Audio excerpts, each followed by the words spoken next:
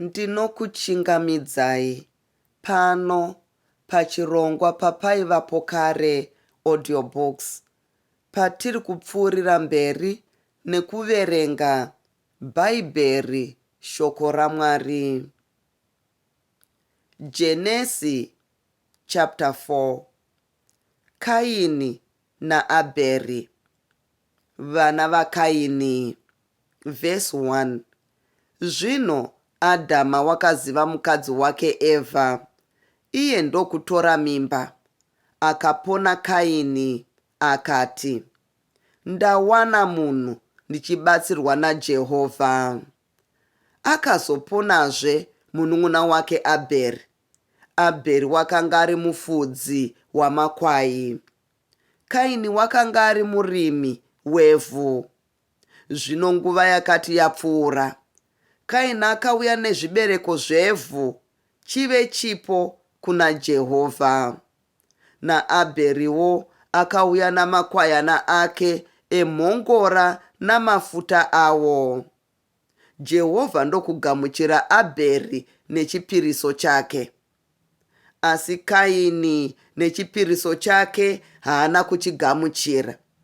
Ipapo Kaini akatsamwa kwazvo, chiso chake chikaunyana. Ipapo Jehovha akati kuna Kaini, watsamwireiko? Chiso chako chakaunyana nei? Kana ukaita zvakanaka, haungafari here pachiso chako? Kana usingaiti zvakanaka, zvivi zvinokuvandira pamukova, zvichakutsvaka, asi iwe unofanira kuzvikunda. Zvino Kaini wakataurirana nomunun'una wake Abheri. Vakati vari kusango, Kaini ndokumukira Abheri munun'una wake, akamuuraya. Ipapo Jehovha akati kuna Kaini, uripiko Abheri munun'una wako? Iye akati, handizivi, ndini mufudzi womunun'una wangu kani? Akati, waiteiko? Inzwi reropa romunun'una wako rinodanidzira kwandiri panyika. Zvino watukwa, wadzingwa panyika, iyo yakashamisa muromo wayo kugamuchira ropa romunun'una wako paruoko rwako. Kana uchirima ivhu, haringakupi simba raro, uchava mutizi nomudzungairi panyika. Ipapo Kaini akati kuna Jehovha, kurobwa kwangu kukuru, handingakutakuri. Tarirai, mandidzinga nhasi panyika ino. Ndichavanda pamberi penyu. Ndichava mutizi nomudzungairi panyika. Ani nani unondiwana uchandiuraya. Jehovha akati kwaari, naizvozvo ani nani unoraya Kaini uchatsibwa kanomwe. Jehovha ndokuisira Kaini chiratidzo, kuti munhu unozomuwana arege kumuuraya. Ipapo Kaini wakabva pamberi paJehovha, akandogara panyika yeNodhi kumabvazuva kweEdheni. Kaini akaziva mukadzi wake, akatora mimba, akapona Inoki. Akavaka guta, akatumidza guta zita romwanakomana wake Inoki. Inoki akaberekerwa Iradhi. Iradhi akabereka Mahujaeri.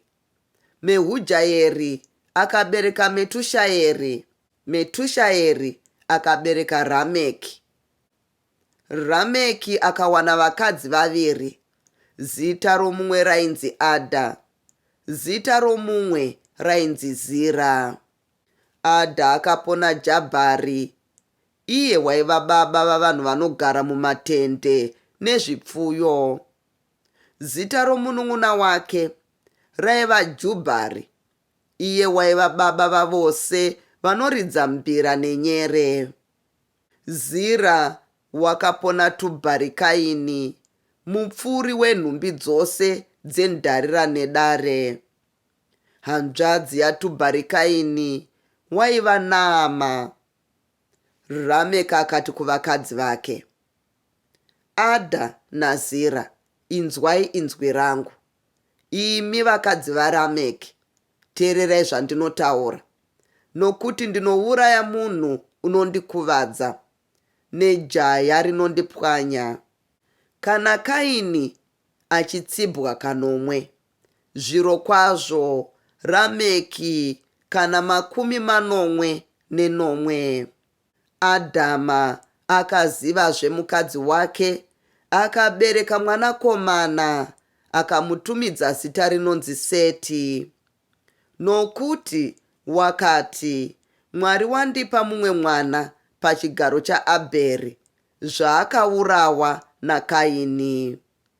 NaSeti wakaberekerwa mwanakomana, akamutumidza zita rinonzi Inoshi.